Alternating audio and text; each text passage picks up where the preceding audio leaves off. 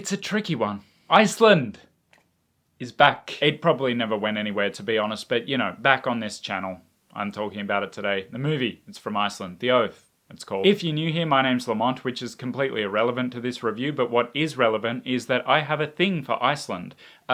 Does that sound a bit weird? Particularly this director, Baltasar Kormákur, who produced and directed Trapped, my favourite TV series, and its composer, and this movie's composer, Hildar Guðnadóttir. Yes, she's now famous for Joker and Chernobyl, but she's always awesome. She was awesome before those. Do you get what I mean about Icelandic stuff? They've got a thing. They've got a thing going on in Iceland.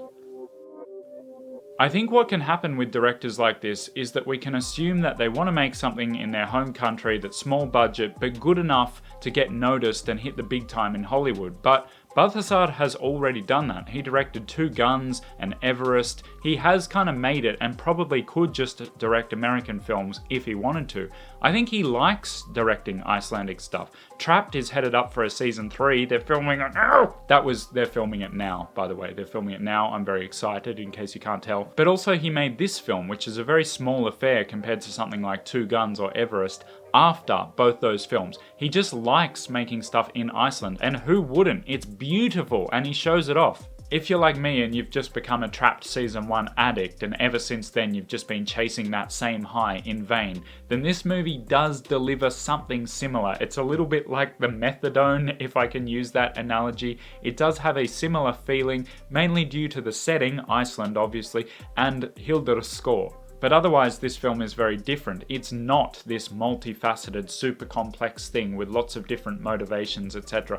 This is just Finnur, our main character, played by Baltasar himself. We never move away from that point of view at all. And his character is really just there to kind of go in depth on one deceptively complex question.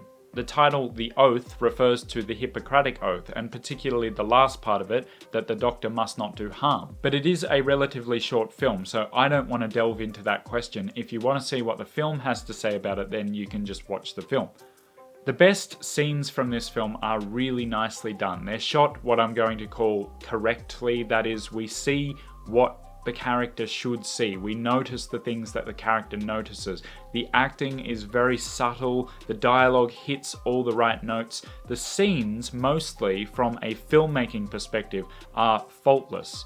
Where this film kind of falls down is just that it is small and it knows that, and it's not trying to be bigger than it is, but at the same time the stakes just don't really feel high enough. We never feel really gripped by everything that's going on because it doesn't feel that important to us personally.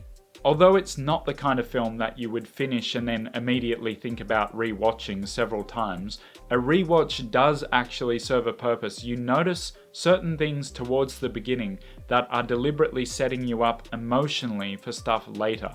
They're emotional setups, but the problem is that on first viewing, later on when we actually need that emotional setup, they're fairly easy to forget. That's why a rewatch has this effect of like, oh yeah, I didn't realize that before.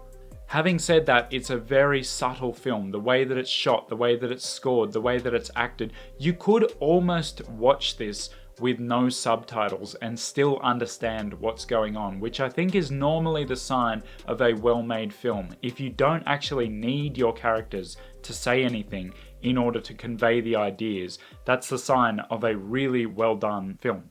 Another quality aspect of this film is the sequence of events. In these films where something kind of builds up to eventually come to a head, sometimes you'll see something that just feels slightly out of order with the rest of the film, but I actually watched this one in fast forward, not the first time obviously. Later on, I just watched a few seconds of each scene and you can see the build up. You can see this tension rising, and you actually lose that somewhat when you watch it at normal speed. I don't know if you've ever heard that theory that there are only two stories out there, and they are A Stranger Came to Town or A Man Goes on a Journey. Now this film could be argued to be a little bit of both, but I do think there's kind of a third set that exists very occasionally, especially in film, and that is a situation escalates. I frequently have arguments as to whether my category, a situation escalates, is a real category, and I think the movie Panic Room is probably the best example. But this movie is definitely an example you could use. No one really goes on a journey, and a stranger kinda comes to town, but that's not really the point. I think here a situation escalates, and when these films are done right, they're really enjoyable. If you're trying to work out whether you will like this film or not, the easiest way I can put it is that if you liked the film The Drop, you would probably like this film. But for a lot of people, it's going to be a little too in your face. That is, if you've seen lots of very subtle films, and if you've seen subtlety done really, really well, particularly in foreign films, you'll probably find this film a little bit too obvious, if that makes sense. Whereas if you've only ever watched Michael Bay stuff, then this film will be way too subtle for you. So this film is kind of obvious compared to some subtitled films, but very subtle compared to a lot of English-speaking films. Basically, The Oath isn't as good as its best scene. So if you really like the craft of how films are made, if that's the sort of thing you appreciate, then you'll probably really like this just to watch each scene and kind of work out what's going on behind the scenes, if that makes sense. But if you want a film that kind of gives you something to chew on at the end, like a little gift, then you probably won't like this. I personally like it. I like the style, the directing, the acting, the cinematography. I like most of the pieces of this film. I just think that most people will be reasonably underwhelmed, and it's therefore that I suggest that you watch it. Now, suggest is my 7 out of 10, but personally I feel it's probably more worth an 8 out of 10. It's just that I think that most people won't feel that way. They'll just kind of go, eh. So guys, if you want to help me do this more often, if you want to help pay for this beautiful set that I've built, then check out any of the links in the description. They all help me out, including the one for my Patreon page. What I'm thinking of doing is offering content to viewers of this channel, specifically for Patreon, maybe longer in-depth analyses or that kind of thing.